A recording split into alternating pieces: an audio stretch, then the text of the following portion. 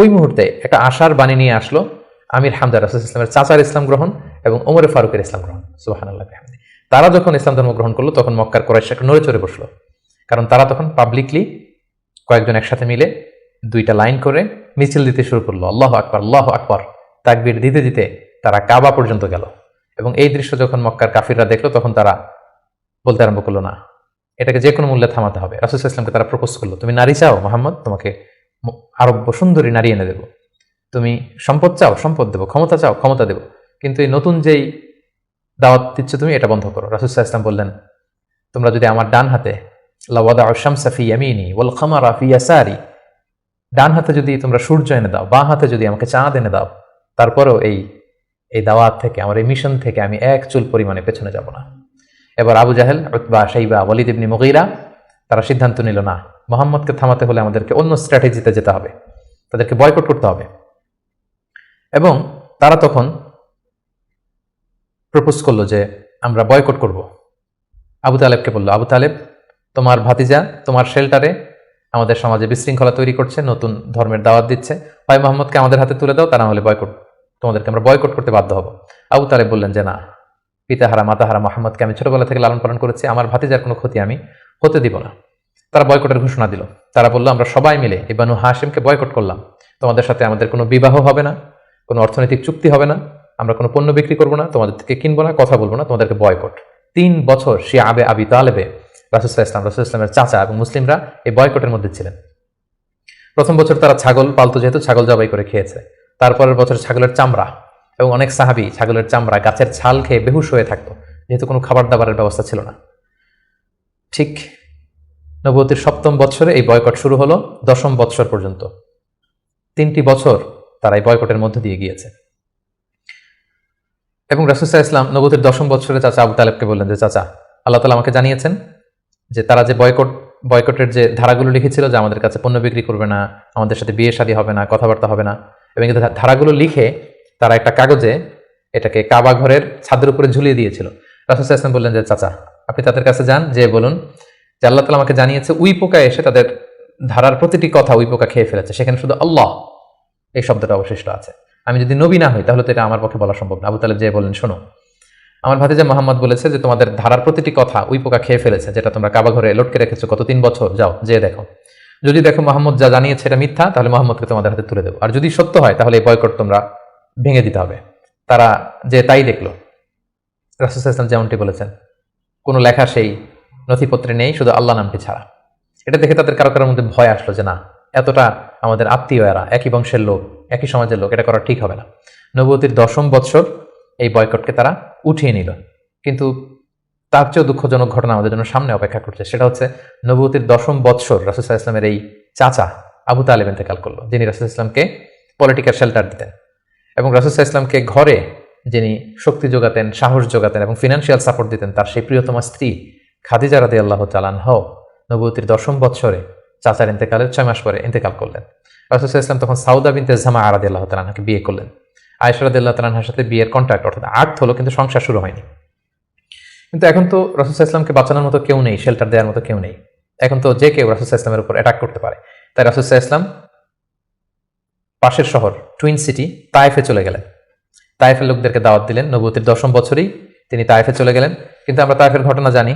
To make the long story short, সেখানে তিনি rejected হলেন, পাথর মারা হলো, রক্তাক্ত হয়ে তিনি ফিরে আসলেন এক খেজুর বাগানের ভেতরে। ফজরের সময় তিনি যখন তেলাওয়াত করছিলেন, একদল জিন যাচ্ছিল এবং তারা রাসূল সাল্লাল্লাহু আলাইহি ওয়াসাল্লামের কণ্ঠের তেলাওয়াত শুনে জিন জাতি ঈমান এনে ফেললো। আল্লাহ তাআলা বুঝাতে চাইলেন, নবী হে, মক্কায় নির্যাতিত হয়ে তায়েফে গিয়েছেন, তায়েফে রক্তাক্ত হয়েছেন, রিজেক্টেড হয়েছেন, তায়েফের লোকের আপনার কথা শুনেনি, কিন্তু অদৃশ্য জগতের এক জাতি, জিন জাতি, আপনার এই কথা শুনে ঈমান এনে মুসলমান হয়ে গিয়েছে। সুবহানাল্লাহ। তায়েফে যখন তিনি রিজেক্টেড হলেন, এবার তিনি কোথায় যাবেন? মক্কাতে আসলে এখানে মৃত্যু অপেক্ষা করছে। তায়েফে তিনি আশ্রয় পেলেন না। এবার তিনি মক্কার অনতি দূরে দাঁড়িয়ে একজন লোককে পাঠালেন যে যাও, যে বলো যে কেউ কি নেই আমাকে শেল্টার দিবে?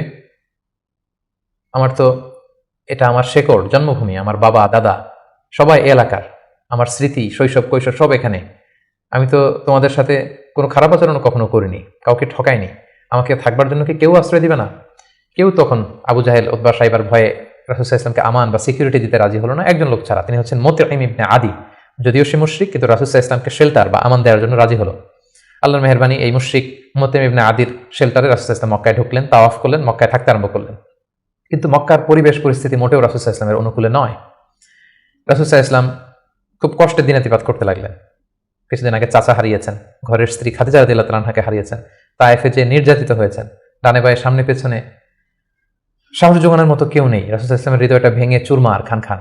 ঠিক সেই মুহূর্তে নবুয়তির 11তম বৎসরে রাসূল সাল্লাল্লাহু আলাইহি ওয়াসাল্লামের হৃদয়টাকে আনন্দ দিয়ে ভরে দেওয়ার জন্য স্পেশাল মিটিংয়ে রাসূল সাল্লাল্লাহু আলাইহি ওয়াসাল্লামকে ডেকে নিলেন আল্লাহ তাআলা তার আরশে।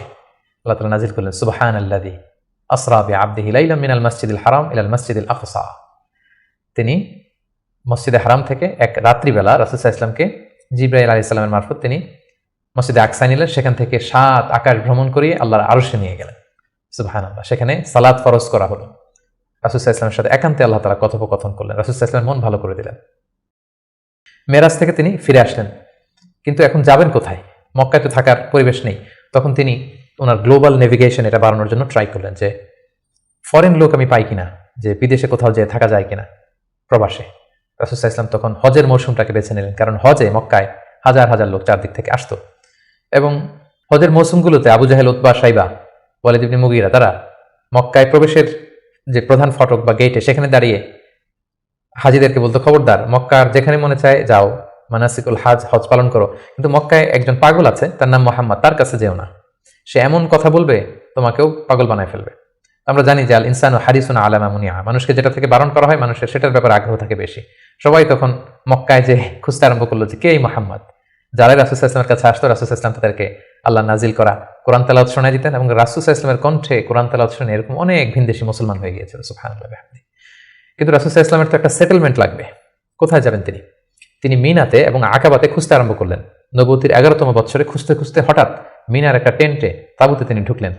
6 জন লোক সেখানে বসা। রাসূল সাল্লাল্লাহু আলাইহি ওয়াসাল্লাম জিজ্ঞেস করলেন, তোমরা কারা? তারা বলল, আমরা খাজরাজ গোষ্ঠীর মানুষ, ইয়াসরিব আমাদের বাড়ি। মদিনার পুরো নাম ছিল ইয়াসরিব। তাদের সংখ্যা ছিল মাত্র 6 জন। সুবহানাল্লাহ।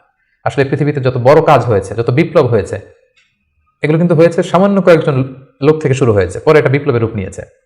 এই যে দেখেন, ইমানের বীজ আল্লাহ তাআলা কিভাবে এই 6 জন লোকের মাধ্যমে মদিনাতে পৌঁছাবে। রাসূল সাল্লাল্লাহু আলাইহি ওয়াসাল্লাম বলেন, তোমরা খাজরাজের 6 জন? কোন খাজরাজ, কোন ইয়াসরিব? ওই যে ইয়াসরিবের পাশে ইহুদিরা বাস করে? তারা বললেন হ্যাঁ। রাসূল সাল্লাল্লাহু আলাইহি ওয়াসাল্লাম বললেন, তোমাদের কি কিছু সময় হবে, আমি তোমাদের কিছু শোনাবো? তারা বললেন হ্যাঁ, শোনান। রাসূল সাল্লাল্লাহু আলাইহি ওয়াসাল্লাম কোরআনের আয়াত তেলাওয়াত করলেন। তারা যতই শুনতে লাগলো, অভিভূত হতে লাগলো, মোহিত হতে লাগলো। রাসূল সাল্লাল্লাহু আলাইহি ওয়াসাল্লামের হাতে হাত রেখে শাহাদা করে তারা মুমিন হয়ে গেল। এবং রাসূল সাল্লাল্লাহু আলাইহি ওয়াসাল্লাম বললেন, যাও, তোমরা এই কোরআনের কথা, আমি যে নবী, আমি যে শেষ নবী, এই কথা তোমাদের লোকালয়ে, তোমাদের জনপদে যেয়ে তোমরা বলো। এবং তারা যে ইয়াসরিবে ফিরে যেয়ে আরো 6 জনকে নিয়ে পরের বছর আসলো। নবুয়তির 12তম বৎসর রাসূল সাল্লাল্লাহু আলাইহি ওয়াসাল্লাম খুঁজে খুঁজে হাজিদের তাঁবু খুঁজে খুঁজে সেই 12 জনের তাঁবুতে গেলেন, এবং তারা 12 জন রাসূল সাল্লাল্লাহু আলাইহি ওয়াসাল্লামের হাতে হাত রেখে একটা শপথ করেছিলেন। এটাকে বলা হয় বাইআতুল আকাবা আল উলা, আকাবার প্রথম শপথ। মিনার পাশেই যে পাহাড় বেষ্টিত এরিয়া, এটাকে আকাবা বলে। এই আকাবার প্রথম শপথে 12 জন তারা রাসূল সাল্লাল্লাহু আলাইহি ওয়াসাল্লামের হাতে হাত রেখে শপথ করলো যে, নবী, আপনি যা বলেন আমরা তাই শুনবো, আপনি যে আদেশ দেন সেটাই আমরা মাথা পেতে নেব। রাসূল সাল্লাল্লাহু আলাইহি ওয়াসাল্লাম খুশি হলেন, তার হৃদয়ে আশার সঞ্চার হলো যে না, হয়তো ইয়াসরিবে আমি চলে যেতে পারবো। এবং এই 12 জনকে সাথে করে রাসূল সাল্লাল্লাহু আলাইহি ওয়াসাল্লাম মক্কার একজন নমুসলিম সাহাবীকে পাঠালেন, যার নাম হচ্ছে মুসআব। বললেন যে, মুসআব, তুমি অন বিহাফ অফ মি, কোরআনের আয়াতগুলো, ইসলামের যে বিধানগুলো এসেছে, এগুলো এই 12 জনের সাথে তুমি ইয়াসরিবে চলে যাও as a brand ambassador of Islam. ইসলামের প্রথম অ্যাম্বাসেডর হিসেবে তিনি মক্কা থেকে মদিনায় গিয়েছিলেন। এবং মুসআব ছিলেন খুব ড্যাশিং চেহারার একজন সাহাবী। তার আতরের ঘ্রাণ, যে দামি পারফিউম তিনি ইউজ করতেন, এটা শুকে এই ঘ্রাণ যারা পেয়েছে তারা বিমোহিত হয়েছে সবসময়। দেখেন, একজন দায়ীর কোয়ালিটি কিন্তু এটা, তাকে খুব স্মার্ট হতে হবে। রাসূল সাল্লাল্লাহু আলাইহি ওয়াসাল্লামের খুব চমৎকার সিলেকশন, তিনি মুসআব ইবনে উমাইরকে এই কাজের জন্য সিলেক্ট করেছেন। এই 12 জনকে নিয়ে মুসআব রাদিয়াল্লাহু তাআলা আনহু তিনি ইয়াসরিবে ফিরে গেলেন, এবং তিনি অল্প কিছুদিনের ব্যবধানে কয়েকশো মানুষকে মুসলিম বানিয়ে ফেললেন। সুবহানাল্লাহ। ইসলামের বাণী তিনি প্রচার করে ফেলেন। এবং রাসূল সাল্লাল্লাহু আলাইহি ওয়াসাল্লাম তখন মুসলিম যারা অবশিষ্ট ছিল তাদের সবাইকে ইয়াসরিবে চলে যেতে বললেন, যেহেতু মুসআব রাদিয়াল্লাহু তাআলা আনহু সেখানে যে একটা গ্রাউন্ড তৈরি করেছেন, সেখানে মুসলমানদের দল ভারী হতে শুরু করেছে। রাসূল সাল্লাল্লাহু আলাইহি ওয়াসাল্লাম মুসলিম সাহাবীদেরকে ওখানে পাঠালেন। এবং তার পরের বছর নবুয়তির 13তম বৎসরে আবার সেই মিনার হাজি ক্যাম্পে রাসূল সাল্লাল্লাহু আলাইহি ওয়াসাল্লাম অপেক্ষা করলেন যে দেখি মুসআব ইবনে উমাইর এবং সেই 12 জন তারা কি করে। তারা 13তম বৎসরে 75 জন নিয়ে 75% তারা নিয়ে রাসূল সাল্লাল্লাহু আলাইহি ওয়াসাল্লামের হাতে বায়াত গ্রহণ করেছিলেন। এবং সম্মানিত সুধী, এবারের বায়াতটা ছিল পলিটিক্যাল বাইয়া। নবুতির 12তম বৎসরে 12 জন সাহাবী, যারা 12 জন শপথ নিয়েছিল, সেটা ছিল বাইয়াতুল আকাবাল উলা। এবার 75 জন নিল পলিটিক্যাল বাইয়া, বাইয়াতুল আকাবা সানিয়া, যে শুধু আমার আনুগত্য না, আমার জীবন মানে তোমাদের জীবন, তোমাদের জীবন আমার জীবন, তোমরা তোমাদের জীবন বাঁচানোর জন্য যা করবে আমি নবীকে বাঁচানোর জন্য তাই করতে হবে। আদাম বিদ্দাম আল হাদাম আল হাদাম। তারা পলিটিক্যাল বাইয়া আনিল এবং রাসূলুল্লাহ সাল্লাল্লাহু আলাইহি ওয়াসাল্লামকে বলল যে ইয়া রাসূলুল্লাহ, আপনার জন্য আমাদের জীবন কুরবান। The land of Yathrib is completely ready for you, we just waiting for your arrival. আমরা আপনার আগমনের, শুভাগমনের অপেক্ষায়, আপনি আসুন, আমরা আপনাকে সাপোর্ট দিব, আমরা সেখানে ইসলামী সাম্রাজ্য গড়ে তুলব। রাসূল সাল্লাল্লাহু আলাইহি ওয়াসাল্লাম তিনি আশা পেলেন এবং আল্লাহ তাআলা ইঙ্গিত দিলেন যে মুহাম্মদ, তোমাকে সেই ইয়াসরিবে ফিরে যেতে হবে। রাসূল সাল্লাল্লাহু আলাইহি ওয়াসাল্লাম বললেন, তোমাদের মধ্যে থেকে আমি 12 জনকে নাকিব বানাতে চাই, 12 জন লিডার, তোমরা যে ইসলাম প্রচার করবে। তারা গেল এবং ঠিক এই বাইআতুল আকাবা সানিয়ার 2.5 মাস পরে রাসূলুল্লাহ সাল্লাল্লাহু আলাইহি ওয়াসাল্লাম হিজরত করলেন। হিজরতের ব্যাপারে আমার বিভিন্ন আলোচনাতে আমরা সেখানে ফুটিয়ে তুলেছি। আজকের এই পর্বে, যেহেতু এটা একটা সংক্ষিপ্ত পর্ব এবং এক পর্বে আমরা পুরো জীবনীকে কভার করতে চাচ্ছি, আমরা হিজরত নিয়ে বিস্তারিত আলোচনা করতে পারছি না।